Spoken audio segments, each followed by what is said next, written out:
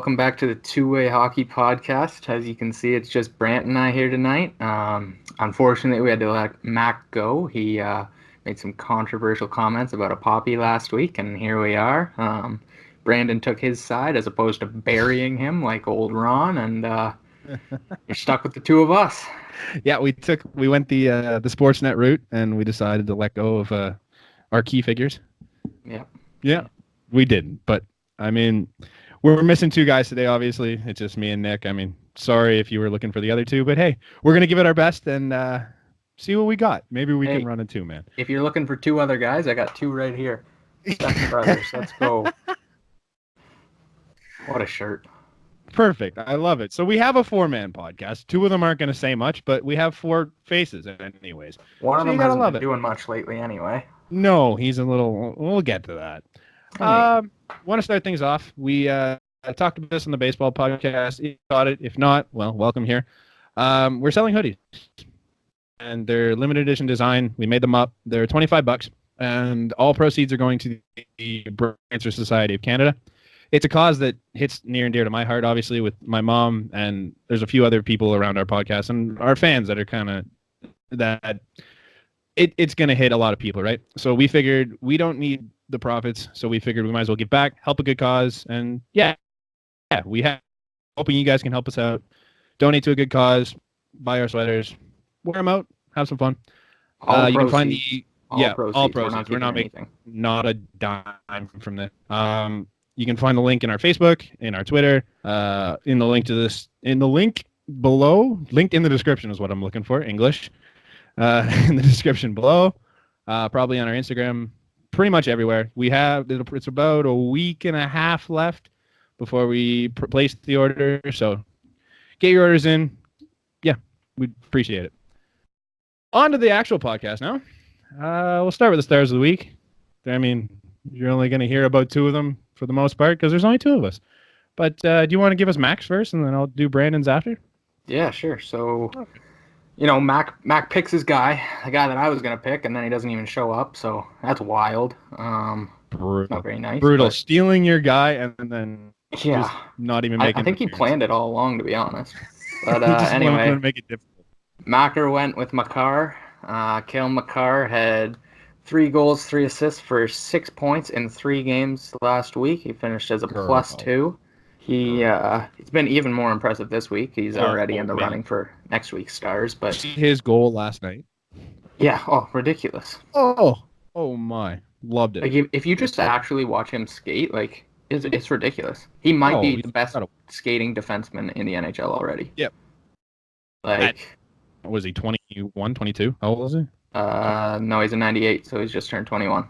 Jesus. Yeah. Gross. It's crazy to me, man. Like, he's so good, and as you said, he's a point per game as a rookie defenseman. Yeah. But like, yeah. And he's always looked good. Like, I've always, since he was like 17, I saw him playing in the AJHL. He's been amazing, but he never really put up the points.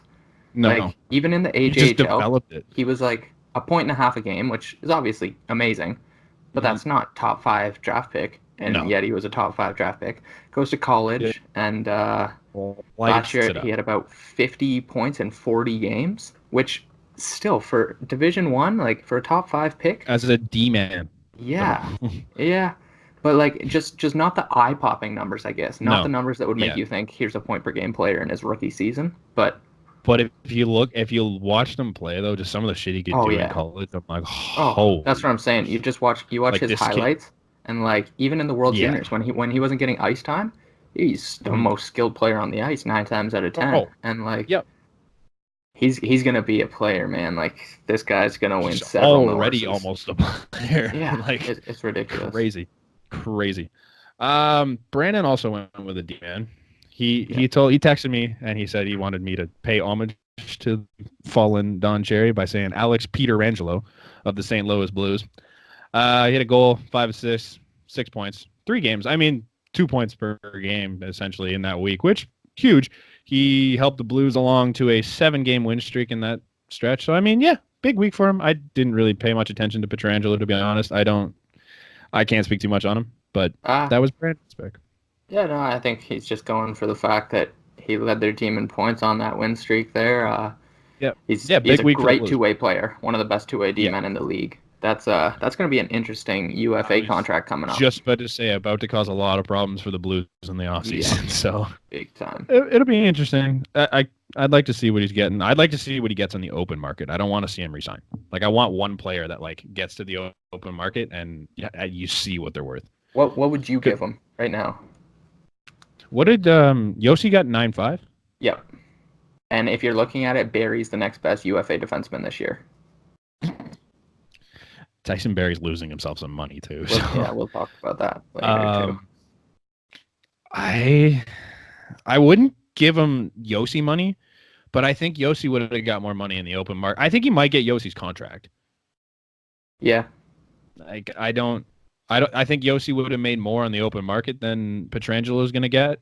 But I think because Yossi re-signed, I think it was a bit of a hometown deal. I think he probably gets around the same. Yep. Could be wrong. I think years wise he'd get around the same. He's only 29, right? And he was getting 6.5, so another team friendly deal. So that's going to be a big increase. The only thing that would scare me is they have $6 million in cap space right now. Next year they have to sign Sammy Blais, who's playing in their top 6 right now. Yep. Vince Dunn, who's a top 4 defenseman. Della Rose is whatever. Then Pietrangelo is the big one, and even Jay Bouwmeester, he's getting 3.5 this year. So there's not a lot of money to go around. Bring back Jay Bouwmeester if you're St. Louis?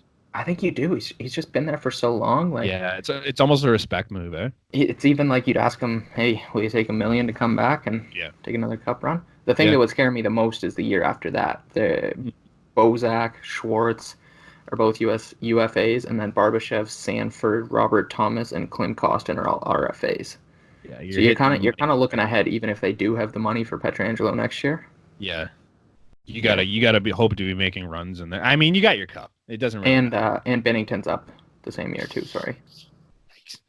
I mean, you have your Stanley Cups, so I mean, I feel like that's less of a worry. But yeah. Who you got?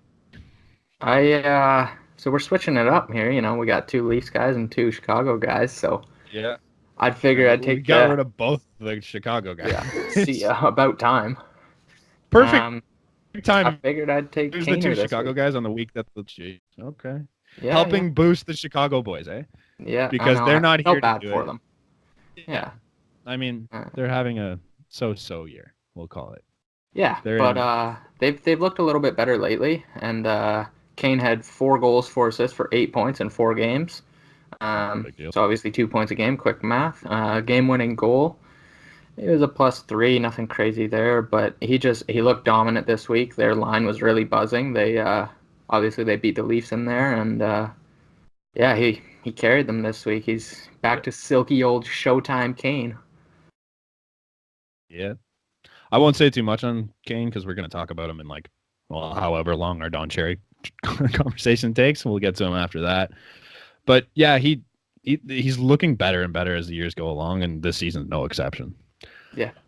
My pick, you can start hating on me right now if you want. A little bit of a homer pick and feed me the hate because I love it. William Nylander. He wasn't even the best player on his own team this week, and there's going to be nobody else in the NHL world that says William Nylander for star of the week. But I'm here to give you his case. He had 4 goals, 2 assists for 6 points in 4 games. He had no power play points.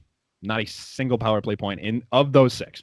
All even strength. Guy's a monster at even strength. Just possession-wise, seeing the ice, incredible this week. All 6 points were primary points, meaning he had no secondary assists, so he is making shit happen for the Leafs. He was +5, which, apparently he can't play defense, but look at that, +5. Huh. Who'd have thunk, eh? Kid's disgusting. He looks even badder this week.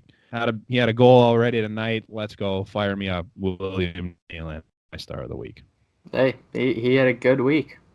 And I think that allows us to say our honorable mention here was Matthews. He was named 2nd star by the NHL. And we didn't take him. We thought it would be a little homer. And everybody loves Matthews around the league. 2 goals, 7 assists for 9 points in 4 games. Was a +4. Had 4 assists against Chicago, which was a career high. He looked great. But to me, watching those games, Nylander looked better. obviously the Just numbers are in buzzing. Matthews' favor there, but the way Nylander skates with the puck and creates chances off random zone entries that you're like, Yep. oh, he's got nowhere to go. Yep. He's got his legs and he's hitting the net, as Matthews and Babcock both said. So, man, this line looks dangerous. Even tonight, he had stripped. I forget who it was. He strips some of the puck and like rips it out, comes, throws, sets a guy up in front of the net. They didn't score off it, but like it's plays like that aren't getting him the numbers, but like you see what he's doing, and it's like, damn, this kid is buzzing this year. We'll say it was Barzell for content. Yeah, because that guy's trash.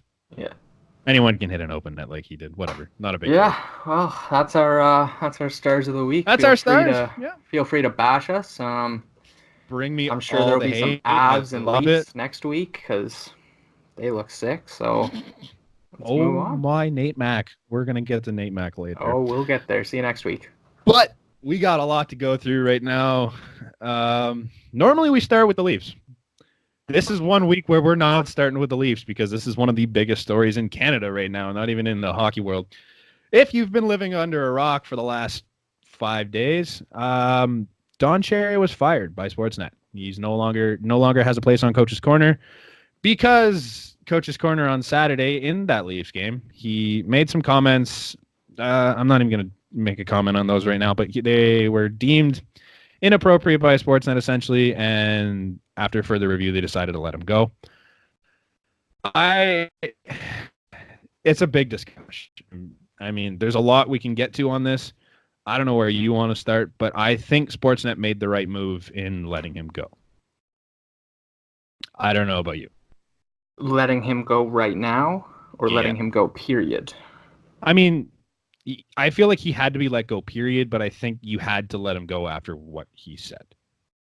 All right, and I agree. Like, listen, I'm not trying to stand up for him too much here, but I think there's just a lot of things that go into it that I think just the fact that people ran with this on social media so much led to them having to say, all right, that's enough. Like, look at all this bad publicity. Because here's the thing. I love Cherry. He's a part of hockey in Canada. He always has been. He always will be. But there's been times he said bad things. This wasn't the worst thing he said. A lot. No. I think there's a point where he could have been fired. There's a point in the future where he could have been fired as well.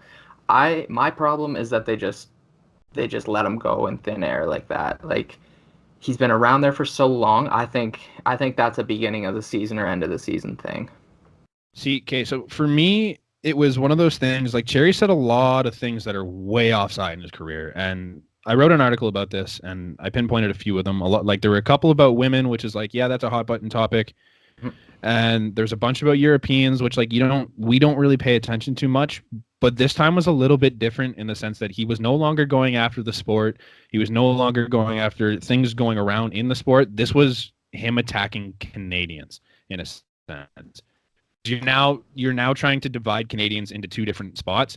And as Sportsnet, whose slogan is literally united by sport, this guy is going to be the face of your brand, and he's openly trying to divide people into two different categories, right?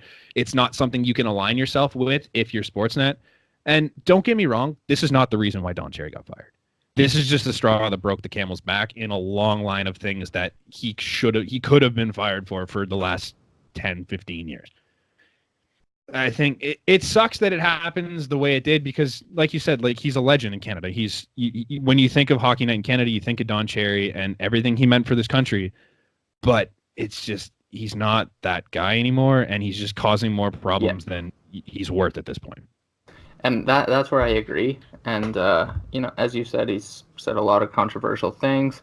This one happened to be the one that finally broke the seal off, and something had to be done. I think I felt bad because he is a legend, like we said. Like, as old as we are, we've looked at his wild suits every Saturday night.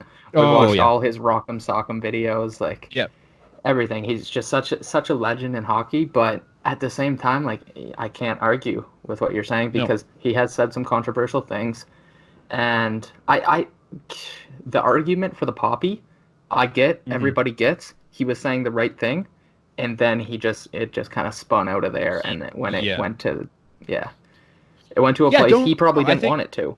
But I think he was right in the sense where you start going off. It's like, yes, you need to respect our troops more. I agree. Wear a poppy, sure. Because like Amir and I were talking about this in our earlier podcast. It was like if you look at Americans, they show respect to their troops no matter what. Doesn't matter what they've done. That one thing you have as a proud American, it's like we follow our troops through everything. Like they do no wrong essentially, and that's great. They show so much patriotism for their country. I love it.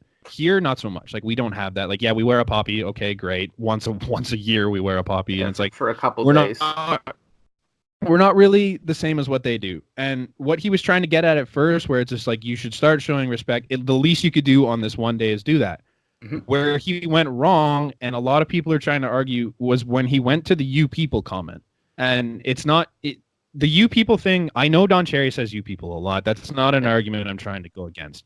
The issue with his statement wasn't "you people." The issue was the 5 or 6 words that followed "you people" for the rest of the statement, because it was no longer talking about you people of Canada. It was you people that come over here and do this. And once you started getting to that, you're trying to separate us into two different groups of people, and you're trying to divide, and you can't do that. And it got him canned. It's not. Two things can be true here. You can enjoy Don Cherry as a person, and you can also understand why he got fired. Exactly, and that's where I am. Like, there's so many people that are on both polar opposite ends of this spectrum, but I agree with you there. Like, there's two things that are true there, and I love Don Cherry. I'll continue to watch his Rock'em Sock'em movies if he puts them out. I hope he gets another gig somewhere or something, but we can't hide behind the fact that that's an unacceptable thing to say when hockey's slogan is that hockey is for everyone, when Sportsnet's slogan is united by sport. Like, there's been a lot of things. Like, even think back to when he was in the OHL. He wouldn't draft European players. He wouldn't draft any of them. They wouldn't play for his team. No. And I get it. That's patriotism, and that's allowed. You're allowed to have pride for your country. You have freedom of speech. But when you start directing things towards other groups and saying "you people" with derogatory connotations, that's when it gets murky, and I think that's what happened. Yep. I think I laugh at the people that are talking about, like, oh, you're not going to be able to replace Cherry, this and that. Man, slow your roll. Like, yes, Don Cherry's a legend. However, you have a literal carbon copy in Brian Burke. Like, you're going to... See, I disagree with that. I disagree with that. You think he's not? Everybody says that, but I don't think he is. And I hate him. Elliot Friedman even talked about it the other day. Like, Burke's a grumpy old... Like, Cherry's outgoing. Cherry will say everything on his mind. Burke just kind of a couple words to the point. And I think my ideal situation out of this would have been for him to come out right away and apologize for it, even if it was on the second intermission or something. They just needed to get on top of it right away. Or if Ron had stepped in and said something, and then Sportsnet acknowledges it, they take accountability for it, they give him the rest of the season to kind of send him off, and then that's it. I think that's my ideal situation, but I think he screwed himself over in the situation because he didn't walk his statement back right away, and it took followed the situation along. So I turned off Coach's Corner in that game because I just haven't watched it in years because I don't enjoy the things he says anymore.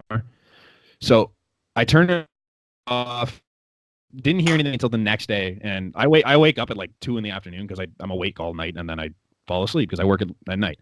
So I wake up in the afternoon, and there's all this shit going on about Don Cherry and his comments, this and that. I'm like, holy shit, didn't think anything of it. I'm like, yeah, it's Don Cherry being Don Cherry, whatever. So then at work that night, I pull it up, and I'm like, oh, shit. So, these comments are legit. It's something that's probably going to, probably an issue. And then, just after that, Sportsnet releases their apology, and then Ron McLean tweets out his apology right there. Yeah. But it took, another day before he even heard from Don Cherry.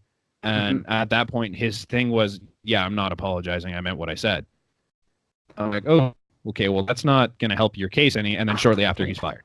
It's like, okay, dude, so that's on you now because you could have just saved face and been like, yeah, I didn't mean what I said, blah, blah, blah.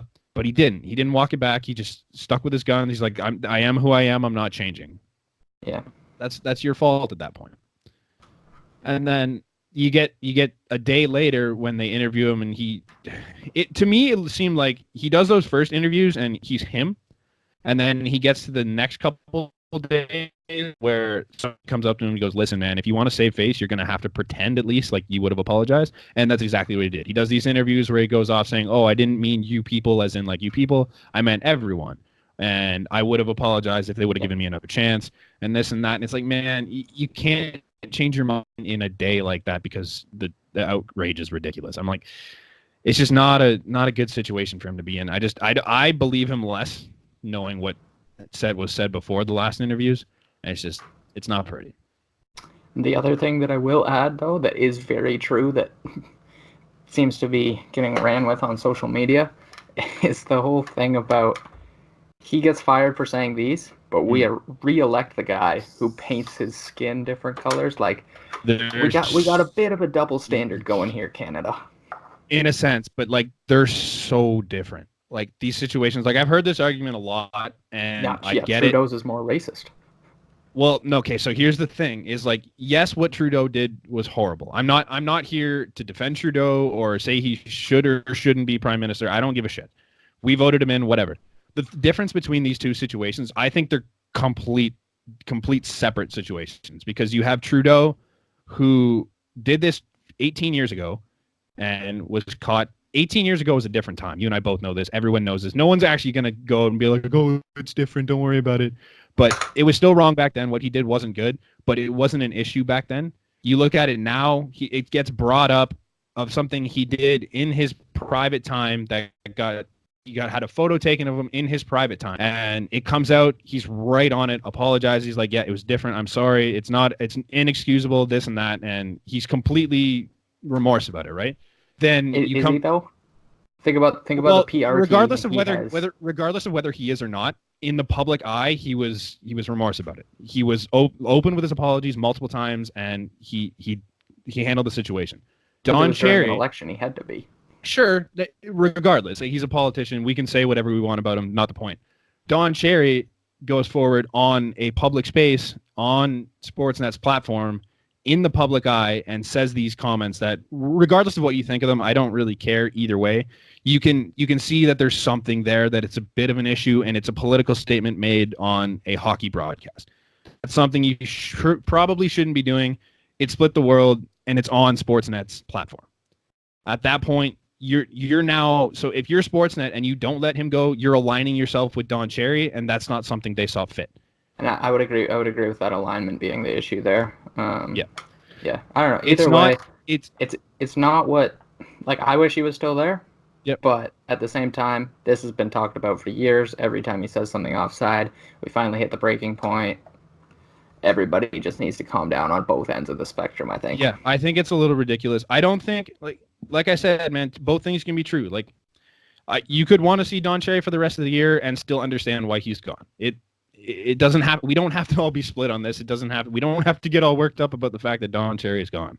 Exactly. Realistically, Don Cherry has not been good at his job in the last 10 years.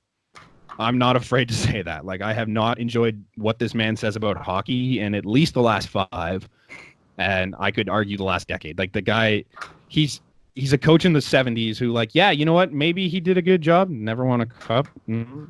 But he was coaching back then. He had some good teams around him. And, yeah, he has expertise from the 70s. The game is very different nowadays. And he's still got that, like, oh, you should be doing this, when it's proven that half the shit he said doesn't work. And he contradicts himself all the time. His hockey takes, he literally had Tyler Myers as the Norris winner last year. That's where I lost any bit of respect I had left for his hockey takes. He was not good at his job. And in any other line of work, if you're not good at your job, you're going to get fired. There's, especially in the media, like, you look at what Sportsnet did earlier this year. They let go of Kipper. I hate him. Kipper's an arguable. Yeah, okay. I'm glad you're on the same page as me, but, like, there's a lot of people that like Kipper. I don't think he was very good at his job. They got rid of Doug McLean. Doug McLean wasn't very good at his job. They cleaned house on a bunch of guys that could not get their job done. So there's no difference in cleaning house on a guy like Don Cherry who couldn't get his job done, but there's so many guys behind him that can come in and do, like, there's a ton of guys you'll see on Twitter that put out so much information and stats, and they have things that are, like, incredible work that aren't getting their dues because they're not on something like Sportsnet. For sure. So there's easily guys that can fill into that role and do a better job than Don Cherry did. This is not like, oh, we're losing someone who knows their job. No, this guy was not good at his job. It just so happens he's getting fired because he said something ridiculous, and this is what happened. There's a lot to ramble on. I don't know how long we're going to do it for. I will be curious what happens this Saturday. Yeah. I think a buddy of mine, I've posed this question to a few people, and it's been against it every time. But my buddy of mine put on Twitter, he goes, why not take the hometown hockey segment, like the style they have there, and slide that over to Saturday? Because there's because it's already scheduled for the rest of the year. Moving forward, Yeah. Sure. It makes a little bit of sense to me. Like, not call it hometown hockey, obviously stick with Hockey Night in Canada, but do that style, slide it over to Saturday, and do the same thing. I do like the hometown hockey though. It's done really well, and they shine light on a lot of different small communities and everything. A lot of cool stories. My thing is Ron McLean going to be on whatever they fill in next? I would assume so, right? I wouldn't. Why? I don't know. That's just my gut feeling. That's my gut feeling. Whatever they put in the first intermission, I don't think it's going to be called Coach's Corner. I think they leave that with Cherry. Yeah. They're moving forward. I think Coach's Corner's dead. Yeah. You're not going to bring in another coach to replace it. For the time being, I could see them doing Brian Burke and doing that whole Hey Burkey thing that Jeff Merrick and Burke do, just for now. Just for now. Like, don't you see that as like a fill-in thing? Yeah, I hate it, but yeah. I think it's where they don't have a lot of options is the problem. No, not yet, but that's what I mean. Like, if they could have hung on to him for the whole season, if this didn't happen, then fill it in the summer. Gives you so much more time to adapt. But the one that I saw that I really loved, and sadly it won't come true because I just saw like an hour before this that he signed with Florida as an advisor, Roberto Luongo. Oh, that'd be fun. How good would that have been? Such a social media with David Amber, Ron McLean, Jeff Merrick, whoever you want. Just call it In the Crease or something, Roberto Luongo. Yeah. The thing there is he didn't sign on to like a legit role. Like, he's just a special advisor, right? Special advisor, but he lives in Florida full time. Yeah. If he's up for it. I don't know if he's far enough out of his career to get in. No. I could also see, what do you think about this one? Kevin Bieksa. Oh, okay. He's a media genius too. Like, some of the stuff he did. He's been doing a lot of stuff. Yeah, some of the stuff he did in Anaheim when he was playing there. And he's even been with at the All-Star game. Yeah, I like it. I'd rather have a player that played in this generation that can still speak to what's going on now. I think we need to start getting away from the guys that were in organizations in like the 70s and 80s where it's like you don't know the game anymore unless you're learning. And a lot of the guys I don't think it needs to be somebody who comes in and just rhymes off analytical stats and stuff like that. People are suggesting that. I don't think that's what you need to do. No. I just think you need somebody entertaining, like Cherry. I would say Cherry was. Yeah. And yeah, I don't know. I heard a bunch of people saying, if you're Sportsnet, why don't you just throw a blank checkbook at like Mike Johnson or Ray Ferraro this summer and get them to come in? And I would like that. But I don't see it happening. I don't know. I'll be curious what they do moving forward. Yeah, they have a lot of decisions to make. It's a tough time for Sportsnet, but I don't know. There's a few things they could do. Yep. The last thing I'll add on that, I don't know if you saw it, there was a tweet that went viral, and this guy's the worst. I'm not even going to say his name because I don't know it, but this guy is the worst. He tweeted, the only thing I fear more than Cherry being on Coach's Corner is them bringing in an analytical person. You're talking about a guy who just got fired for racist comments, discrimination, and you're more scared of a numbers guy coming in? You, my friend, are the worst. Some people, a bunch of people quoted, and it's like, racism, math, same thing, right? It's like, oh my God. That's the stupidest statement I've seen. Just a mess. Welcome to Twitter. Yeah. Gotta love Twitter. It's bad. We love it. It gives us all sorts of content. You love it because you hate it. We live for chaos. Yeah, exactly. Oh my God, dude. Like I'll scroll through some of the stuff in this whole situation. Facebook, Twitter, doesn't matter. I'm just scrolling through and I'm like, this is ridiculous. There's so much extremes on both sides, and I'm like, oh shit. Yeah. I'm like, you're all something else. This is fun. It's wild. It's cool to see some people's true colors on this whole situation, though. Yeah. Like looking at some people's takes, I'm like, I get it, but when's the last time something went this viral in the hockey world? I couldn't tell you one. Humbled? I couldn't tell you one thing. Like any sort of story? Like Anything. the only story that hit nationally as hard as this did was like Humboldt. But like that made sense because it's tragic and all That makes that. sense, yeah. Like, And that's the only other thing even close to this magnitude, I think. Like, this has people that have never watched a game of hockey in their lives sharing things on Facebook about. dude, the amount of standing up for people I'm Canada. looking at on my timeline, I'm like, you don't watch sports. Yeah. I'm like, okay, cool. You couldn't name me one thing this guy's done before this. I'm like, all right. Well, I Either get way, it. I feel bad for him. I Yeah. wish he was still on TV. I wish he didn't say a bunch of the things that he had said Yep. now and in the past. Yep. And this is where we are. Yep. Let's talk about something fun. That's the thing. Okay. Well, No, we don't you have got fun, something, so go. I guess we don't have fun. So I guess that's the episode. Yeah, no, I was just gonna add on. It's just like you wish he didn't say the things he said, but unfortunately he said them. I'd like to still see vintage Don Cherry on TV, Exactly. throwing out good points, but that's so. Sorry, move on, guys. That's all it is. Well, fun's not a statement to move on to, but I guess we we'll are move Leafs. on the Leafs. Shit. Yeah. The Leafs are going to be without Mitch Marner for at least 4 weeks. Whenever somebody says at least 4 weeks and long term in the same sentence, I lean towards the long term. Because it's supposed to be reevaluated after 4 weeks, is what they said, right? Oh, nice save, Freddie. Yeah. That's yep. It's not ideal. No. The only thing I can say is that maybe you'll see a different look on the power play, which is desperately needed in Toronto. Well, Tavares is back to the front of the net, which I think he should have been all along. We talked about that before, so hopefully that helps. Jack Hyman's on PP2. What is PP1 tonight? I didn't even see. It was Matthews, Nylander, Johnson in the middle, Tavares in front of the net, and Riley at the back. Okay, well, we'll talk about that in a minute because there's a certain guy I want to talk about who's not on that. But yeah, man, Marner. It's a big loss. Obviously, it's a big loss because you're paying him $11 million and he's not out there, which sucks.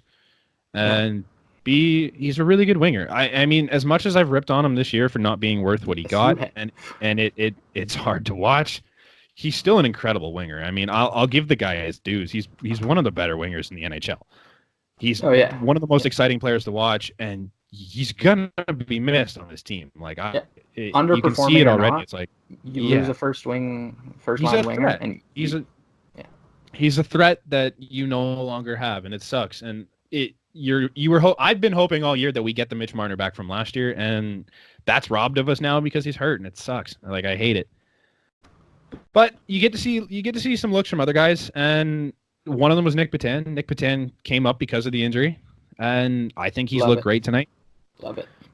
I think he's looked great. We've both been riding the Nick Petan train literally all year, and I love that he's getting some playing time. So that's great. It's good for other guys. The Leafs are going to be fine. They're going to be able to stay afloat, and they should stick in the playoff race. It's not like you're going to lose Marner and you're going to drop off the face of the earth. So you're gonna get a look at guys like Petan, guys like Spezza, and I guess Timoshov's gonna stick around and Shore's gonna stick around, and you get to continue this battle as to who goes down if this team's healthy. Yeah, and I would agree with that. There's opportunities for some guys, but I did want to add, and I know Mac wanted to touch on this too. Sure. Everybody's saying, "Oh, who's gonna fill in for Marner?" Nobody. No one. Nobody is filling in for Mitch Marner. You can piece it together and hope that Petan is a plus player. Yep. You can hope that Spezza finds his stride here and gets some ice time, which Babcock, so maybe not. Still not. Yeah. Not like tonight. Nobody's filling in for Marner. We can get by. We have depth. We don't have superstar depth. Nobody has superstar depth. You lose a first line player, that hurts your team, no matter who you are. Yep. You're just kind of hoping that you get some good work out of someone that comes up, that like maybe they steal a fourth line role when everyone's healthy. That's kind of all you're hoping for here. You're not hoping for someone to come in and fill Marner's shoes. You're just hoping for someone to fill that spot, essentially. Yeah. And it's great when guys like Nylander are stepping up in his absence. Like with last game after Marner got hurt, Nylander just lit the world on fire. He looks good again tonight. Yep. As long as he continues to do that, I feel like you're hurt less by the Marner loss, but we'll see. It's going to be a long 4 week, for minimum 4 weeks. But they're a good team. They'll be fine. I hate Leaf fans. I think I've mentioned this, and I know we are Leaf fans. Me? No, I don't. I don't hate you as much. I hate Twitter Leaf fans. Let's go with that, because I think I figured. You're okay. I think I figured out why, because I've been watching the last few games, like trying to analyze this, and like the big thing in Leafs Twitter is like Trevor Moore should be getting first or second line minutes, and Ilya Mikheyev should be getting first and second line minutes, and William Nylander can't play defense, and Tyson Barrie is a piece of trash, and for years it was Jake Gardiner doesn't know how to play the game of hockey. And I'm looking at these guys, and I'm like, what are the one thing that all the players we love have in common? Can you pick it out without me telling you? The players that we love or the players that we hate? Yeah, the players that hockey Twitter love. Do you know what they have in common? Because I think I figured it out. I'd say that they're big or that they're defensive, something like that. They try hard as fuck. You look at some of the guys, and they look like they're trying as hard as they can. They have this different look to them where they look like they're 110% every time they're on the ice, which is great. I love it. Give your all, give your best. I don't think that necessarily makes you one of the best guys on the ice. On the flip side, you look at guys like Nylander, Barrie, Jake Gardiner, Matthews, thank you, when he's off, even Marner at points. The game comes easy to these guys. If you look at some of the best in the game, like they don't have to look like they're trying as hard as they can to be dominant. And I think that's what these guys do. Nylander never looks like he's trying hard. And he doesn't have to, because he's got that effortless stride. He's got an effortless shot. It's not that he's not putting effort into it. He's going 110% for him. But the game comes easy to him because he's so talented. That's the thing. So good players are always in the right spot. Good players don't have to skate 100 miles an hour and forecheck like the wind. No. What Nylander does positionally is, like, I know people rip on him in his own end because they say he coasts. He doesn't coast. Like there's been some clips. There's been some clips where he has done nothing, and those have got absolutely blown out of proportion. Because somebody reads that, they say, "Oh, there he is floating again." Yep. You can take those clips from literally anyone. I sat there and I watched Mikheyev. I'm like, Mikheyev is penciled in as this guy that's our defensive wizard. Like, he stops everything. Yeah, that watch was Mikheyev. Wild. I don't know where that came from. I have no idea, but take a look at a couple of his shifts. You'll see times when Mikheyev is literally just circling. And I watched it. I'm like, man, he's doing the exact same thing Nylander does, but like, he's big, so we like him, and he tries hard. I don't really see the difference. But don't take clips of Nylander when he's circling once and be like, look, he's lazy. No, he's not lazy. Things are just I'd easier. even add to that, the better skater you are, the lazier you look. Yes. Think of Jack Eichel. Yeah. Everybody says he's slow because he has the world's longest stride. That guy will buzz past you and your family if you start on the blue line. Yep. And he's skating backwards. Like, anybody like that. Matthews coasts. He's in the right spot. That's why he does it. And like, there's a lot of guys like that, and I agree with you, definitely on that. And again, it's all on Twitter and just like what people read. We have these people who are verified or know what they're talking about, saying, "Oh, there goes Nylander coasting again," and everybody just believes it. Like, I don't know. Check your sources, people. That's one other thing. I see a lot of people. Or here's the thing: just watch the game. Yeah. Have your own opinion. Exactly. Form your own opinion on these people. Don't form your opinion Jake based Gardiner. on what I love Jake Gardiner. I'm literally wearing the Jake Gardiner jersey right now. Like, I was a Jake Gardiner who don't fan. like Jake Gardiner are bashing his defensive abilities, the fact that he's not physical, and the fact that he's like, he kind of coasts around. Guess what? He's an amazing skater. That's why he coasts. You know why he's not physical? Because he's in the right spot that he can lift sticks, he can poke pucks, he can get it out. There's a reason he's a positive Corsi player his whole career. Yeah, he had some glaring turnovers. He had some issues. Guess what? Did he have some big blunders? Of course. But that everyone doesn't summarize a guy's career. No. Did he have some huge plays in, like, the Game 7 in the first series against Boston? What everyone remembers is how bad that last little bit of Jake Gardiner was. If you go back and watch that game for Jake Gardiner, sure. if you go back and watch that series for starters for Jake Gardiner, and then the beginning of that game, Jake Gardiner did some ridiculous things. He was our for that second best team. defenseman. Dude, for that whole series, he was arguably the best defenseman. Yeah, exactly. And nobody's going to remember that because of the one thing he did. And like, it's just, you get locked up on that. And I'm like, just watch. Don't hop on the train of this guy, Jake Gardiner like, sucks. Oh, this is why you can't believe analytics. Like, it shows Jake Gardiner's good. That's because he is. Look what else he did. Look at the positive, and then look at that one negative thing he did. It's the same thing with William Nylander. Okay, he circled around for once. He blew a coverage against, what was that, the Philly game against Sanheim? Yeah, okay. And that playoff one sticks out for him, too. When he didn't back check on Boston, the puck went between his feet. He had his stick in the air, looked around, and that one gets blown out of proportion. It was one time. It was bad. You think he doesn't know it was bad? You think he didn't get ripped a new one by Babcock for that? Yeah. He's not an idiot. He's a smart hockey player. He's a both good hockey player. Great hockey. His shot, dude. Oh, incredible. He hasn't got to use it much until this year, but oof, he's pretty. I love watching him play the game. If you're a Nylander hater, just sit and watch him play both ends of the ice. Don't expect him to go drop anyone. That's not his role. He's not going to go and hit anyone when he gets the puck and how he gets the puck. And don't tell me he's a perimeter guy. That man's in the middle of the ice as much as he needs to be. Listen, he prefers to be on the perimeter, and people just go, oh, he's a perimeter guy. Guess what? I want the puck out there, too, because you can see the whole ice, and you're not getting two-handed. Do you know who else is a perimeter player? Mitch Marner. Yep. He's out there a lot. You know who's in the middle of the ice? Austin Matthews. You know why? Because he's 6 inches and 50 pounds bigger than Nylander. Yeah, and he's a centerman. Yeah. That kind of puts you in the middle of the ice. It's ridiculous. Leaf fans, relax. We're fine. I'm not... do we want to talk? We probably could have talked Leafs Hawks forever, but we're missing the boys. So yeah, I don't know. I didn't think it was would have been a good game. No, I will shout out. Yep, you go. Matthews ice time in that game. He had a career high 23 minutes. He had 4 assists. Him and Nylander are the only reason we were in that game. Hutchinson played terrible. We'll get to that later.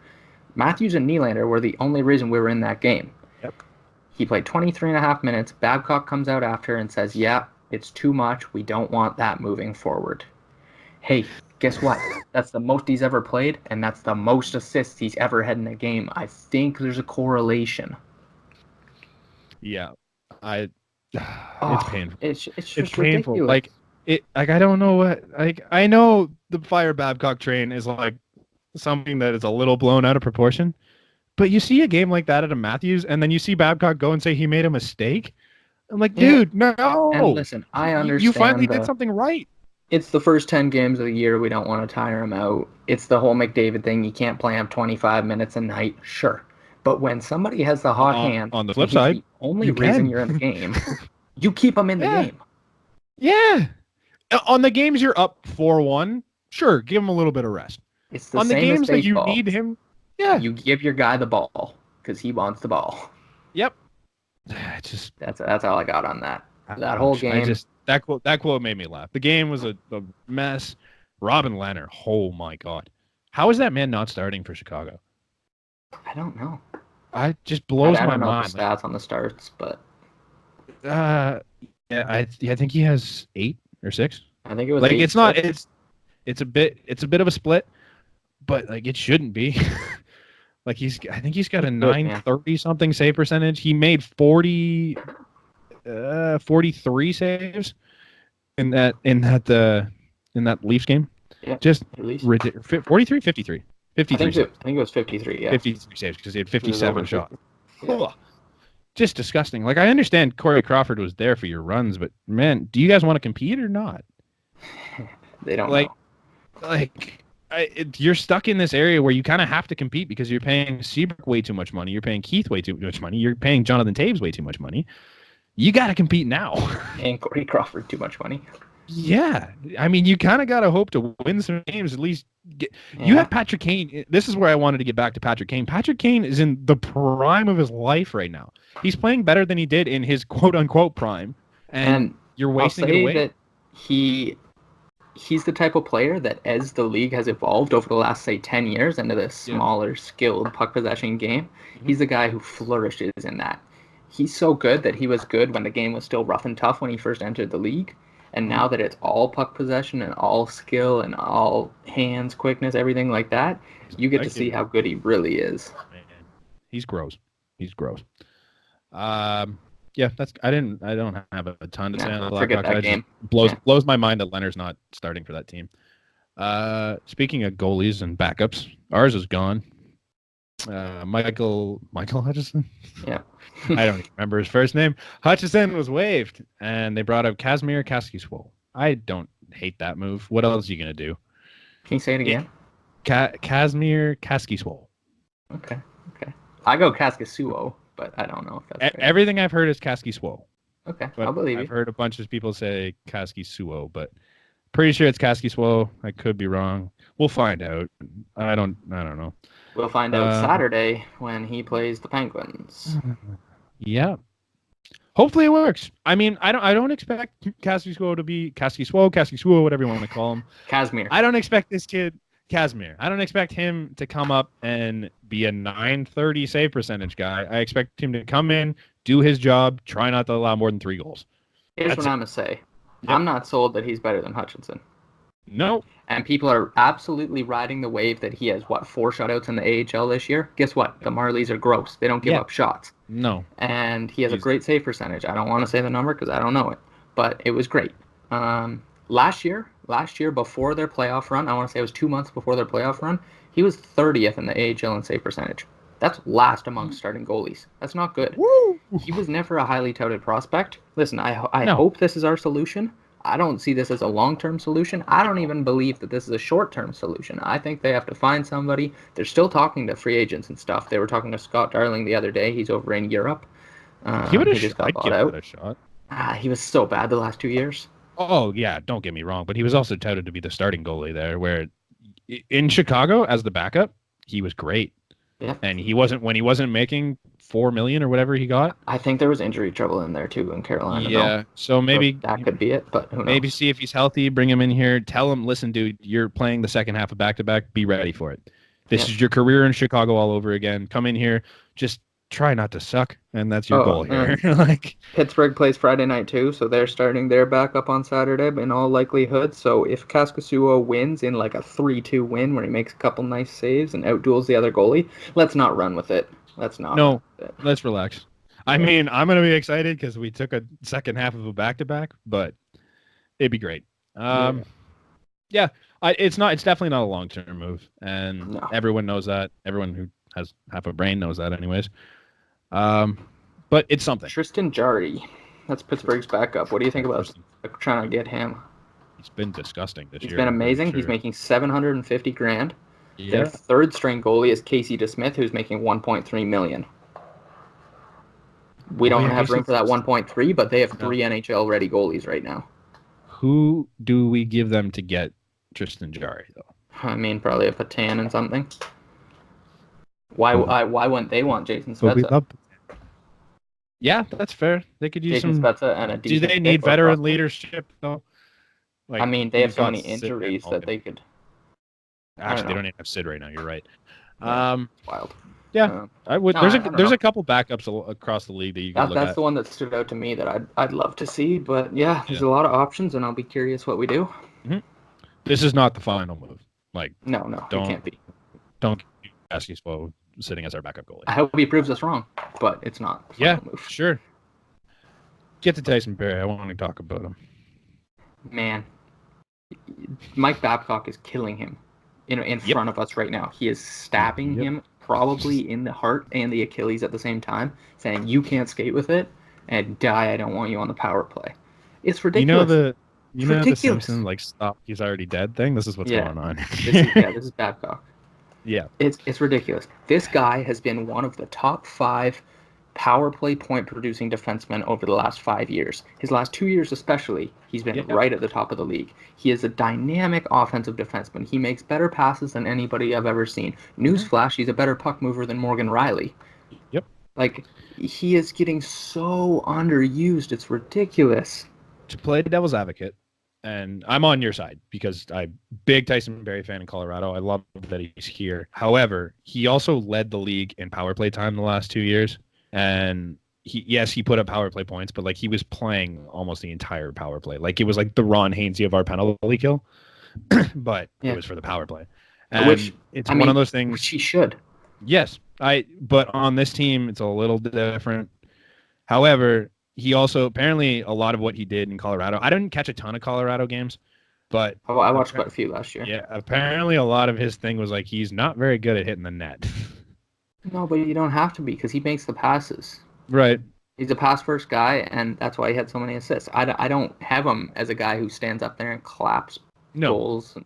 His one-timer's elite, and this, to me, I don't understand why he's not taking your one-timers on the first unit. We've had this conversation, I think. Put him on that left side. Let him take one-timers from that spot. That's what I was going to say. Now with Marner out, mm-hmm. I keep Nylander there. I put Nylander into Marner's spot. I take Janssen off, and I put Riley and Barrie. Switch up the whole setting. Our power play's not working. We were 2 for 11 last time. God, it's not working. That was the best we've been in a while. It's not working. I put 2 defensemen up there. Riley and Barrie are hardly even defensemen. They're puck-moving elite guys.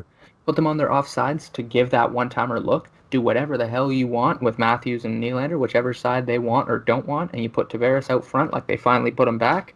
And I think that is a short-term power play solution. Yep. We should coach this team.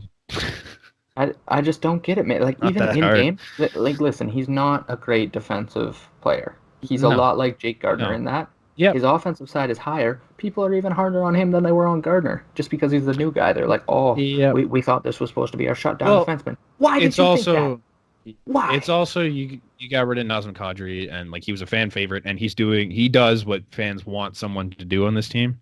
Oh, for so sure. I kind of get why like the frustration with Barrie is there, but like relax. This guy is incredible. You just gotta let him be Tyson Barrie. This is why we can't have nice things, because we misuse them and then we get mad about them. Hates fans, man, hate it. Like this is why we don't get anyone good, because nobody wants to come. It's not even a power play that I'm most upset about. It's just his usage in general. Like, they're giving him sheltered minutes in the O zone. He doesn't need that. He's a one-man breakout. Let him go in the D zone off a draw. You have Muzzin with him for a reason. Stop putting Dermott and Marincin or Dermott and Hall or whoever you want out there. Give Cody Ceci less minutes.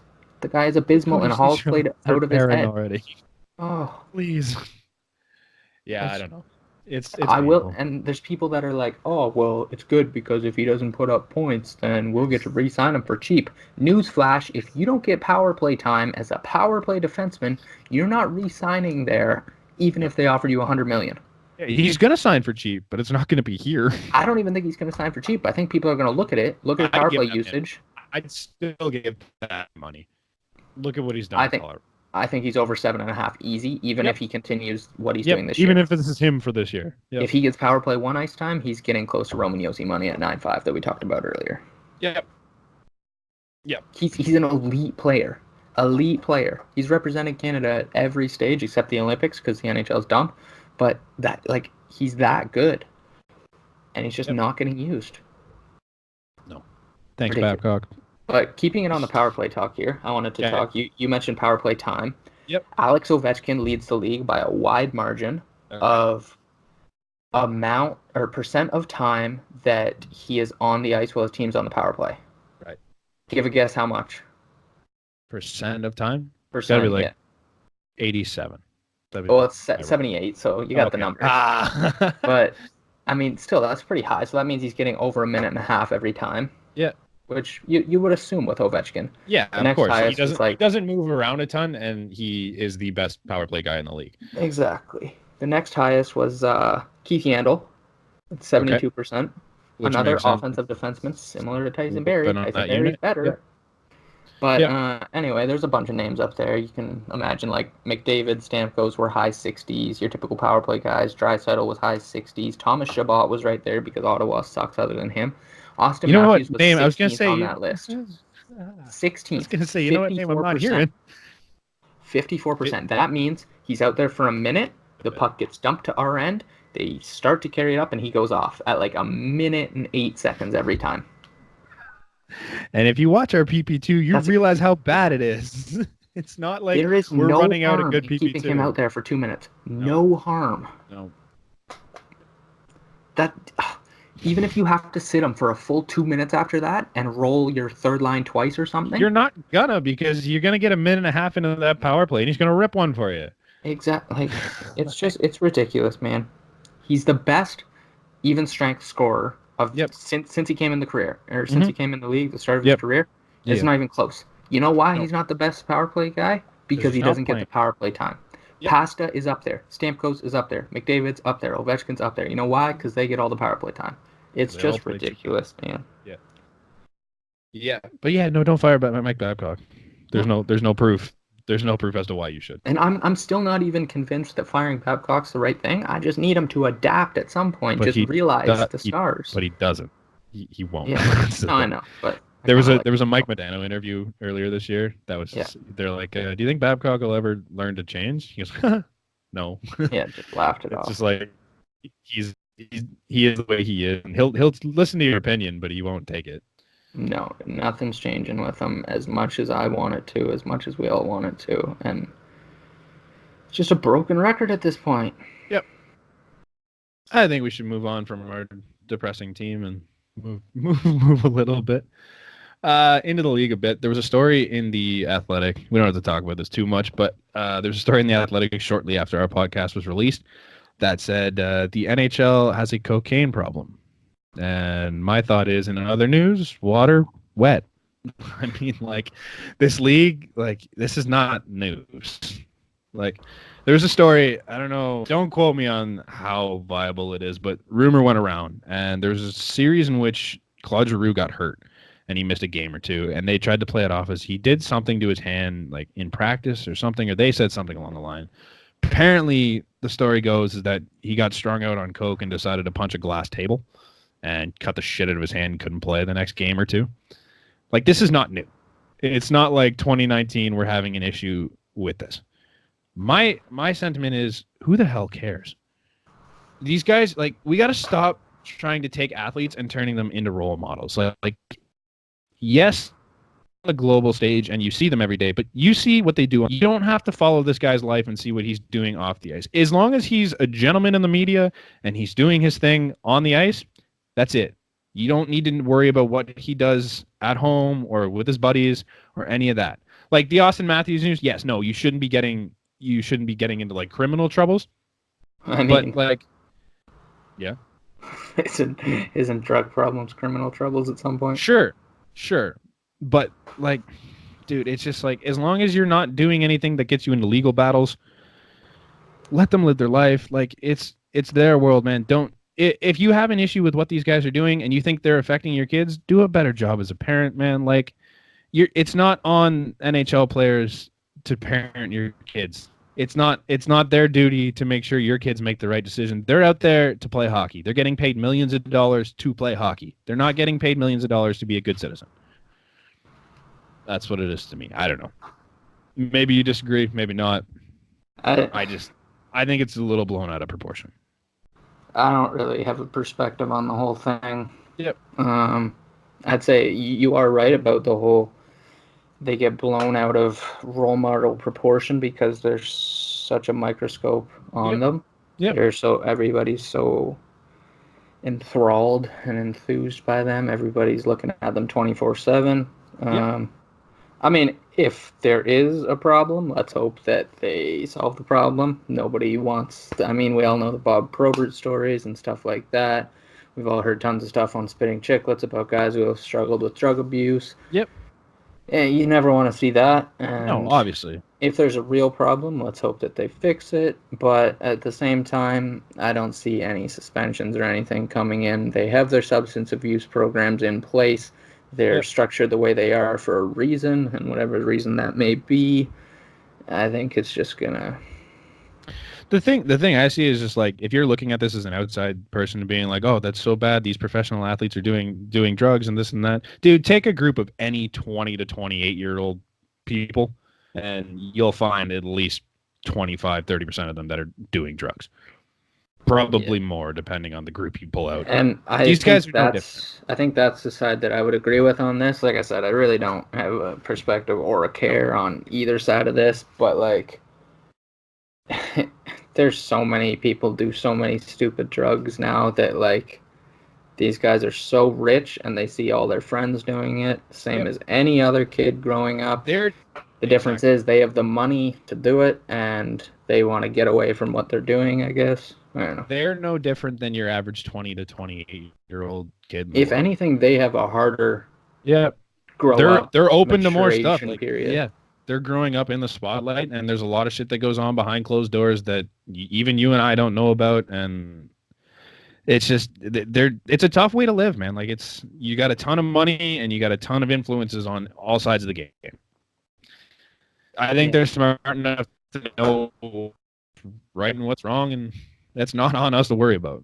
I don't think they should make it as big of an issue as they. Like I said, I don't understand why the Athletics even. If it's a problem, I hope they get their help. Sure. Yep. If it's not, I don't know. It's their lives. Do what you want, I guess. Yeah. Obviously, we need to boost the Canucks a little bit because we haven't done that yet. They have not had a great week.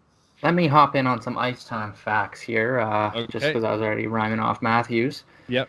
Bo Horvat last night, for those of you who didn't see, they beat the Canucks. Canada, Bo Horvat. Let's go. That's bold, but anyway. I love Bo Horvat as a man. Canucks won 5-3. He played 27:06 last night. There is not an ounce of Bo Horvat that is good as Austin Matthews. And he puts 4 minutes up over his career high in a game that they dominated. They didn't need him to go out and do that. This is absurd. And I mean, on top of that, just 27 minutes in general is nuts. Like that's literally half the game. So many minutes, that's man. That's 3 PK or power play shifts away from being half the game. I love the Vancouver Canucks this year. I also can admit that the Vancouver Canucks have zero depth.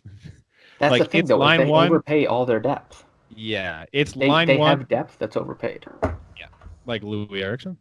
Louis Eriksson, like, all right, you say what you're saying here. I'm going to pull up some numbers. Or what was I going to say? No, the line one and half of line two, incredible. All-stars, unbelievable fun to watch. Yep. Line four, it's like, yeesh. There's not much there that gives me something to look at. And I'm like, you're going to get a lot of minutes out of guys like Brock Besser and Elias Pettersson and Captain Canada Bo Horvat. And As you should. Yes, exactly. But here's some stats we had written down. Just the fact that Pettersson's at 23 points in 19 games. Besser and Miller each 8 goals, 11 assists for 19 points, 19 games. That's your top line. That's Brant's boys, Vancouver Canucks. But here's the depth you were talking about. Here's what I wanted to call up. Louis Eriksson, $6 million, highest paid player on their team. Most underrated, overrated player in the game. Ugh, wild. Brandon Sutter, 4.375 with a modified no trade clause, is their 4th highest paid player. Tanner Pearson, 3.75, is their 6th highest paid player. Sven Barchi, who was put on waivers and sent to the minors earlier, 3.366 is their 7th highest. Jay Beagle, $3 million for another 3 years, I might add, is their 8th highest. And then you get down to the blue line, and they've got $6 million on Edler for 2 years. He's good. He's getting older. He's not great. He's not what Edler used to be, but he's okay. 5 years at $6 million, and then I don't know. Like what's that? That's $12 million. It's not pretty. $18 million. It's not ideal. 22. That's almost $30 million in guys that are playing in bottom 6 defense and bottom 6 forward roles. I want to complain about the cap situation. At least the Leafs cap is locked up top tier guys. Vancouver's got their cap locked up in guys that do nothing. And you're not trading those guys. Like, you could easily at any point in time, the Leafs could have a ton of cap space because it's not that hard to trade elite guys like Matthews, Tavares, and Marner. It's really hard to trade 3.8 on Jay Beagle? 3. Yep. Yeah. No one's taking Jay Beagle for $3.8 million a year. Jay Beagle's a great guy to have in the locker room. I think he's one of the only players to have ever won ECHL, AHL, NHL. That's a wild stat for you. Take that one home, put it in the books. It's cool to see guys that make it all the way up through there. Eh? Oh, yeah. And just an awesome guy from everything you hear. But that's too much. He was a free agent. That's not a $3.8 million guy. They were talking about the Leafs getting him for $2 million 2 years, and then he goes and signs almost $4 million 4 years, and we're like, wait, Vancouver's rebuilding. Thanks, Why Vancouver. Oh. It's a mess. As you said, and I'm fully on the wagon now. We're both steering this ship right to championship lane. They're fun to watch, man. Like, oh, dude, I love it. Pettersson had 2 goals last night for his birthday against a damn good Predators team. Yeah, they're fun, man. They're fun. Matt Fleming lookalike Thatcher Demko did an incredible job last night. I think Demko's got a couple pounds on him. His face, though, if you do it, so if you look at Demko's face and you look at Mac's face, I haven't known Mac as long as you have, but if you put the two of them side by side, he did an interview last night, and I looked, I'm like, holy shit, that could be Mac. Wild. Wait, am I watching senior hockey right now? Mac, that's why he's not here. He's too busy playing goalie for the Canucks, for God's sakes. Anything else on? Nothing else on the Canucks. I think that's enough. Choo choo. Here we go, boys. We're taking her right on in. Yeah. Literally minutes after we finished our last podcast, the St. Louis Blues made a trade, which was interesting, but they traded Robby Fabbri for Jacob De La Rose. It's I like it for Detroit because you love it for Detroit. Yeah, Robby Fabbri is one of those guys. I haven't followed his NHL career too much. I know he blew out both his ACLs. Both same ACLs. That's the thing. Both. Okay, so both his ACLs, and he's still kind of in the recovery. So you don't really know what Fabbri's going to be. But from all signs in junior, this kid was supposed to be gross. And he was a star, man. Mm-hmm. Like, you watched him playing for Team Canada in the World Juniors, and he was really good for that team. So it makes sense. You, as Detroit, you picked up De La Rose on waivers, so you got him for nothing, and you turned that into a project in Robby Fabbri. Do you remember, 2 years ago, when Montreal had to decide whether they wanted to put De La Rose or Nick Delorier or somebody else on waivers? They put De La Rose on waivers. Detroit got him, and now you get Robby Fabbri for him. Robby Fabbri would be probably a third liner in Montreal too. Yep. But man, I like this trade, and to me, nothing's came out yet, but I'm sure it was Robby Fabbri asking for a trade. Yeah, so they just won a cup. They had so much depth. Like, he knew he wasn't getting a role. He needed a change of scenery because, like you said, he tore both ACLs, not at the same time either. And it really stunted his growth, man. Like, this guy was a damn good player.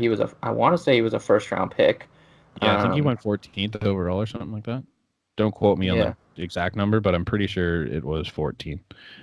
I think also good on Doug Armstrong if this was on Robby Fabbri, because like the big thing, I don't know if it was a fact, but like it was like, if I don't have a role on this team, I think they were saying it was rumored that Robby Fabbri was like, look, if I don't have a role on this team, I'd kind of like to have a chance somewhere. And Doug Armstrong's like, we're going to go the first few weeks of the season, see where you stand, and if you don't, I'll find you a new home. And if that's what happened, good on Doug Armstrong, man, because like Robby Fabbri's a guy you want on your team, obviously. But to be that like player's GM, to be like, you know what, man, we understand, we appreciate what you've done and what you're trying to do. Go ahead, make a name for yourself. Go be something for me. I love it. I mean, good for him. He was drafted 21st overall. 21st overall, yeah. And like you said, he was good, man. Like junior, he put up he was pretty well 2 points a game for back-to-back years, over a point per game in the World Juniors, as we said.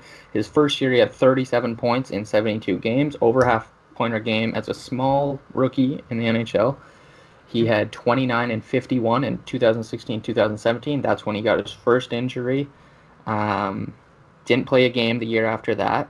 I'm not sure when he injured the second one. I want to say it was, I don't know, because he played 32 games in 2018 last year. Okay. He played near the end, right? Yeah, I think it was while he was rehabbing from the other one. Yeah. I don't think he played in between, so that's tough. Big research he podcast. played in 9 games. He had 1 goal for St. Louis this year, and then we saw him go to Detroit, scored 2 goals his first night. Wild. He's got 4 points in 3 games now, and that's the thing. Like, he's going to a team where he's going to get a chance, and if he has healed and he has a chance to become the player he was supposed to be, man, like that you want that for anybody. You never want to see anyone get hurt. He's got a great opportunity, similar to what they did with Perlini there, just bringing in an underused, undervalued guy, and I don't know. Let's hope it pans out for them. I don't don't get it from St. Louis's point. Like, even if he's just being a good Strange. guy, like you said, like Della Rose isn't going to do anything. And they already had Tarasenko hurt. Then Steen got hurt. And then somebody else, I forget. And then they brought in Brouwer on a PTO. Yep. Wild. But yeah. I respect the move. It doesn't make sense as a hockey move by any means, but I respect that he made it if that's what happened. For sure. Because like good for you, Doug Armstrong. I appreciate that. They got their cup. They don't need to. It's not like they need to push. You don't really care if you go back to back. I mean, it'd be cool, but like, hey, we did what we wanted to do. That's good enough for us. That's my reasoning behind it, anyways. Yep. I just want to appreciate Nate Mack before we move on to anyone else. So Nate Mack, it's only right. Yes, Nate Mack had a huge game last week. I couldn't put him as my player of the week because he didn't do great the rest of the week. Ended up getting hurt, but he had, what was it? I think it was a goal and 4 assists in 2 periods last week. Guy's disgusting. He went out last night, and the Avalanche won 4-0. Nate Mack had 2 goals, 2 assists. How are you? Both primary assists. Thank you. Nate Mack. So there's this tweet from Dmitry Filipovich. One of my favorite guys to follow on Twitter. Incredible follow. Nate Mack, since Landeskog and Rantanen both got injured, 7 games, 5 goals, 6 assists, 4 of them primary, 50 shots on goal, 70 shot attempts, 7 penalties drawn, 1 taken. The guy is a machine. The guy is winning the Hart Trophy. I think he has to. And I didn't take. I even said at the start. I think you and Mac both took him. I said I wasn't taking him because it was the easy pick. And look at us now. It's the easy pick. You guys were right. I'm a bit of a mush, but I said it was the easy pick. So makes sense. It was he's carrying this team, man. They have good players. They have better depth this year. Their goaltending's been good. He's still carrying this team. Like, this guy's a legitimate superstar, man. Speaking of their goaltending, so they lose Philip Grubauer. I'm not 100% sure on the extent of that injury, but they bring in Pavel Francouz. What is it? It's Pavel Francouz, right? I don't have the other kid's name, but Francouz goes out last night. First period, gets absolutely run over by Mark Scheifele. Out early. This new kid, I got to pull up his name, but he comes in there, 40 saves for his first career shutout in his first career game. Like, how are you? Thank you. The change. I love it. What a story. What a way to come in. Just going back to Francouz getting hurt there. Yep. The one thing I will never understand in hockey, somebody gets ran into. He's down. Yeah. Everybody wants to retaliate, kind of even it out. Where do we have the fight? Right on top of him. Right in the middle. As the net is off and he's sprawled there. What are we doing? Laying. Like, everybody just look around, mutually agree, all right, let's take 3 strides to the left. Come here. Yeah. Get off my goalie. Come here. I'm going to kick the shit out of you. We're standing up for a goalie who you hurt, and in turn, we're going to hurt him by probably stepping on him here. You're risking it even more. But yeah, McKinnon's unreal. Like, that goal, I don't know if you saw, somebody took like freeze frame screenshots of. That was also Filipovich. I think so too. He was the second furthest skater back this way. 4 Jets were in front of him. Yep. Next screenshot, 2 Jets in front of him, 2 Avs in front of him. Picks up the puck right after that. Rips it from his own guy, by the way. Oh yeah, the next picture, he's already splitting the 2D, and the guy that he stole it from is way behind him. He's probably going for a change. I don't even think you can see him. And then the 4th one, he's in on a breakaway. The defender is like sprawled out trying to catch him. He's like 20 feet behind him. There's 3 more Jets tracking him. He just blew. The best part too is, like, if you look at it and you look at the clock, it was like 6 seconds that this all went down. It's like, it was ridiculous. He covers so much ground so quick. Rank right now. Where would you put him? I want to say where would you put him, but rank your top 5 skaters in the NHL. Just straight away speed. If you're taking like. Okay, like this, I don't want to be this hot takey, but I think if he's not better than McDavid, then I think they're 1-1A. Because I think I would disagree just because McDavid's 3 steps are what separates him from anybody. Okay. His acceleration, top speed. They could very well be close, and we've seen McKinnon buzz. I don't think anybody has or ever will match McDavid's first couple strides. I'm going McDavid, McKinnon, Barzal, for sure. I think Okay. Barzal's right up there with those guys. He's better on his edges, Mhm. which kind of slows him down, sure. Mhm. But you probably have to throw Larkin there. Larkin's a bullet. And then my 5, I'd be stuck between, and these both might be hot, Heiskanen and Mikhail Grabner. Oh, Grabner can fly. I've Grabner seen gets Grabner fly. Grabner gets 3 breakaways a game and doesn't hit the net. I haven't seen a ton of Heiskanen, so I Oh can't my really god, man! play to Oh, that. there's shifts where he like Sagan will be on the blue line wide open. Heiskanen doesn't pass it to him and then beats him up the ice by a blue line. It's fucking wild. Yeah. I think McKinnon needs a little more credit for his pure speed of what he can do with his size. I think that's the other thing too. Is like you look at McDavid, he's not big. No, he's a scraggly little kid that like he's physical. Don't get me wrong, but like yeah, you look at McKinnon, that guy's a unit. Like it's a big man moving down the ice. He's a cross between McDavid and Crosby, and I think that's the best compliment you can give somebody. He protects the puck like Crosby. He can win those battles down low, but he's still beating guys with pure speed like McDavid does. Best all-around player in the NHL, and I will stand by that. McKinnon? Yep. Damn. I'm building a team, it'll be my hot take for the rest of the year. If you're building a team, I take McKinnon over McDavid. I understand McKinnon. McDavid's got the speed, and he can make moves at full speed. I don't take him over. He doesn't have the shot that McKinnon has. He doesn't have the size, and I don't think he has the defensive play. I'm taking McDavid. Yep, that's fair. I think 99% of the world will, but I'm riding that. If I'm starting a franchise today and I get to pick anybody, McKinnon is easily my second pick. Easily. Yeah. Without a question. Yeah, it's not an argument. Like I love Sid. I've loved Sid my entire life. Oh yeah, I was thinking in terms of age and like the way the game's going, speed. But even 1 year, I think I still put Sid below McKinnon at this point. Also, just on this topic, like everybody loves to say, "Oh, USA hockey, oh Russia, oh Sweden, everybody's catching up." Blah blah blah blah blah. Let me remind you, the 3 best players in the league are Canadian.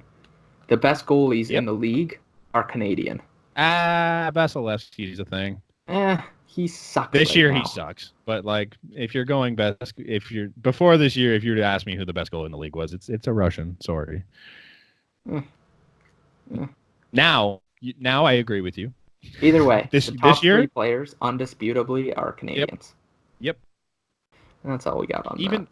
If you put an Olympic team together, we're still the best team on paper. Our second team would beat most countries. Yep. I don't care what you say. Yep. Where the hell are we? Oh, Nick Foligno with probably the dirtiest hit of the year. It was suspended 3 games. Did you see the hit? Yeah, you go first. I know this is not Nick Foligno's game, so that's the one thing. I'm not saying Nick Foligno's a dirty player by any means, but it was painful to watch. You see the elbow go up and it catches all head. Like there's nothing else. I'm gonna be honest. I didn't even see it at first. I saw it was called clipping, and I was looking at the knees because he tripped over his foot, right, and that's what made him go into it. I think so. And I thought I was looking for kneeing, and I'm like, what? Like, what? Why do you get a major penalty for that? But then you see it, and it was bad. The elbow was definitely thrown out there. Yep. But in Foligno's defense, as I said, he tripped over his foot just before that, and it kind of lowered his head into the elbow. Know what I mean? It was a bad hit. It's a bad hit. You don't want to see it. I like the major penalty. I like the major penalty.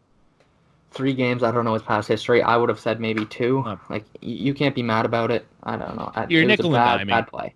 Yeah. You're nickel and diming a bit on 2 or 3. I don't hate the 3-game suspension. It was easily the worst hit thrown this year, like in regards to just other suspensions. If Brendan Dillon catches Marchand with that elbow, we're probably having a different conversation. But as of hits that landed, it was the worst yet.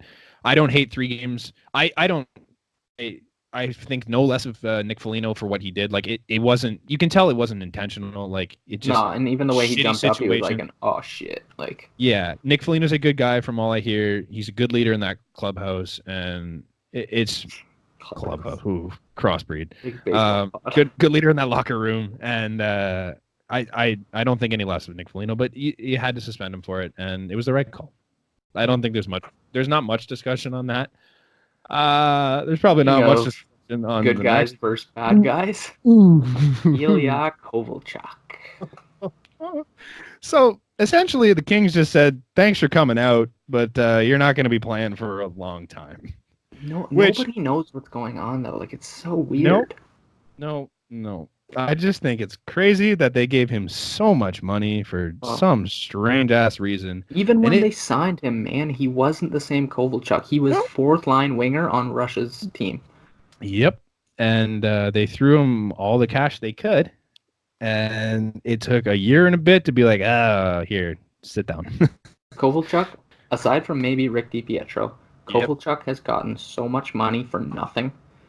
Like when you think about how long New Jersey had to pay him, and now you think about the Kings. So it's crazy. Like you said, he's not playing for the foreseeable future, was the exact quote. And the weirdest, they told him, you can come to practice if you want, but you won't be playing.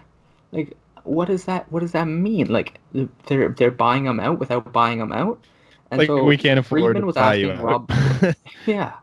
Friedman was asking Rob Blake, and he's like, I trust Rob Blake. He's never lied to me about anything. Like, he's been good on all his scoops and everything.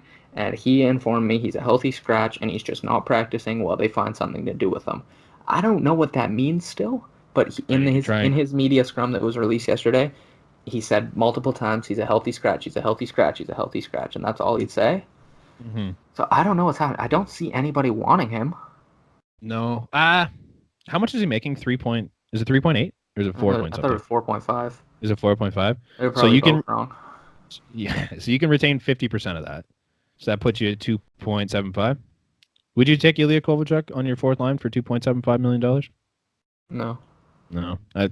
He's been that bad, man. Once I said fourth line and 0.75 together, I'm like, yeah, it's he's already not worth sorry. You could double your number. He's getting 6.25. Oh my. Yeah. So he gets a bonus. I knew it was higher than what you said, but I thought it was that. Jesus. He gets a bonus in December. So the rumor is that they're going to hold on to him till after that, then pay him. Because after that, his prorated salary for the rest of the year is $700,000. Would you take Kovalchuk on your fourth line at $700,000? Probably. Yeah. And then he has one more year at 6.25, no bonuses, which they could retain. I don't know how that would affect the prorated salary for this year. I would assume it would go up. Yeah, I don't know. It's a tough spot because they also have other bad contracts that you'd think they'd want to retain salary on. To me, Quick is harder to trade than Kovalchuk. Because it's a longer term. Nobody wants him in your net. Exactly. So if you're trying to move one of them or buy one, you're trying to save your salary retentions and your buyouts for guys that need it more. Yeah. The Kings are a mess. Yeah. What a decade it's been, though. They went from like one of the most dominant teams in the NHL and then just nosedived. They were crazy because Chicago and Boston were the other two teams in that time period, and they're still hanging on near the top. Boston more than Chicago. Oh yeah, for sure. But their stars are still performing. Their depth guys are still kicking in the NHL, whether they're on the team or not. And it's just kind of crazy. What the hell happened to Andrei Kopitar? See, he hasn't even been that bad. It's just he was a Hart Trophy candidate. Yeah, he's still I'd say he's a still second or first line center. Yeah. But it's just not the Andrei Kopitar that was. No, even Drew Doughty's not either. No. Is it just that the team around them is that bad? It can't be though, because these guys drive lines. They're good players. But Kopitar's making $11 million, man. I mean, he's a point per game this year. All right. On an abysmal team, he's a point per game. Yep. Yeah. Okay. He's just, I don't know. It's wild. You want to talk about a better team now? Yes. We're running out of better teams to talk about. I'm going to say that this is one of my favorite teams to watch alongside Vancouver. Okay. The Arizona Coyotes. Yes. And I was all over them at the start of the year. I think Mac and Brandon said I was a little crazy. You said, hey, I can see it, but you're probably an idiot. And they're second in the division right now. Yeah, mix these next 2 points together. They also just re-signed or extended their GM, John Chayka. Yep. Yep. And I was just gonna say, their last two games, Yep. they beat the last two Stanley Cup champions. Yeah. On a back-to-back. Yeah. They beat the two Stanley Cup champions. They're Washington and St. Louis 4-3 in a shootout, and then 3-2 in a shootout. And it's not like Washington's a Stanley Cup champion that's like fallen off. Like they're one of the best teams in the league. Yeah, they can easily do it again this year.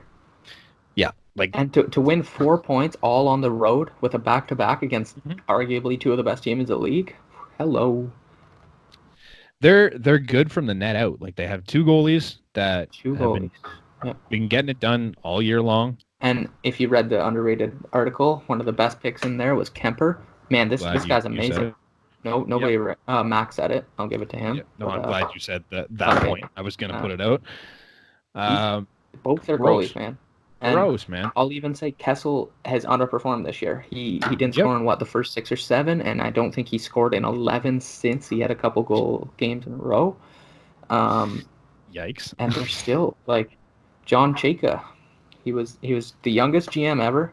26 when he came in, and man, like the playoff success, none of that is there yet.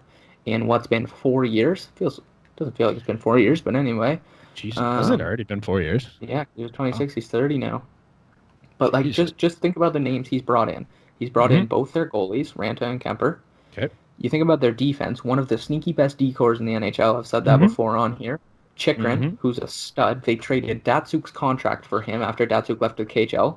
Took time for Chikrin to get where he is, but like he's getting there now. Yeah, you're seeing the potential finally come through now. They brought in Demers, Jalmerson, and Goligoski, all solid veterans who can still play. No crazy contracts in there. And then up front, they brought in Keller with a pick. Everybody said that was a bit of a reach, but man, he's looked great. Kessel, who again, he hasn't been great yet, but that's a star player. But he's still Phil Kessel. Give him Stepan, who's literally performed as a first-line center, even though maybe that's above his head, but it's been 4 years of being a first-line center now. Nick Schmaltz, they got Strome out of there, who was struggling. Even though Strome's done well in Chicago, Schmaltz, he's done good in Arizona too. Lawson Krauss was a good pick. Took him a while to develop his legs and get the skating up, but he's a big power forward, man. Vinny Hinostroza, also known as Vinny Hinnie-Strizzy, great nickname. Guy just flies around, another former Blackhawk out there. And then Grabner, like we said. And you look at that right there, that's 2 full forward lines, 2 full D lines, and 2 goalies that have all came in his 4 years and are now key pieces of that team. Yeah. He's had a bit of bad luck in his tenure there. Like, they've had a lot of really shitty injuries. Yeah, but definitely. But he's brought in a team that, like, they can compete, and they are currently competing in that division. And they're not you're not some team to brush over, man. When you got a goalie tandem like that, and you've got the depth, like they don't have the star power, I'd say. Like you got a couple guys in like OEL and Phil, but like the Clayton Keller maybe. But the star power is not there, but they're just good 1 through what 15 on the front. Yeah, they get it done as a team. Like even guys like Christian Fisher, or maybe that's his name. I don't know. Christian Dvorak too. I don't know if they have 2 Christians. That doesn't sound right. But there's a Christian Fisher. I just don't know if that's the right Fisher. I think that's it. I think it is too. I know it's Christian Dvorak because he was Marner and Chuck's line mate in London. One of the best junior hockey lines you ever see. Gross. Yeah, there's a deep team, man. Like Biz likes to say, Brad Richardson, Own Sound legend, had 20 last year. Ekman Larson is a stud. We all know that. I love watching them play. They play a quick puck possession style. Similar to Vancouver, similar to Tampa, similar to all the teams we love to watch, similar to how we'd like to see the Leafs play. Yep. Yep. And that's all we got on that. You got anything else on them? I don't think so. I just wanted to we'll do a quick prospect little wind up here. Oh yeah, the WHL are going right now? Yeah, WHL starting up this week. OHL's was this weekend. They went 1-1. No, they went 1-1. I didn't realize this, but the backup goalie in the OHL game, Bradford kid, Jordan Coy. Former London goalie, or is he still London goalie? London got traded to Sarnia. Yeah. Shout out. Tough bounce. Sorry. Anyway, but he says he's thriving. A lot of their guys look good. OHL look good. As per usual, I would assume a large proportion of the team's going to come from the OHL. Mm-hmm. Team Canada, that is, for the World Juniors. Mm-hmm. But here's the thing that stood out the most to me. Jamie Drysdale, Quentin Byfield, and Cole Perfetti. Okay. All guaranteed top 10, maybe even top 5 picks in this upcoming draft.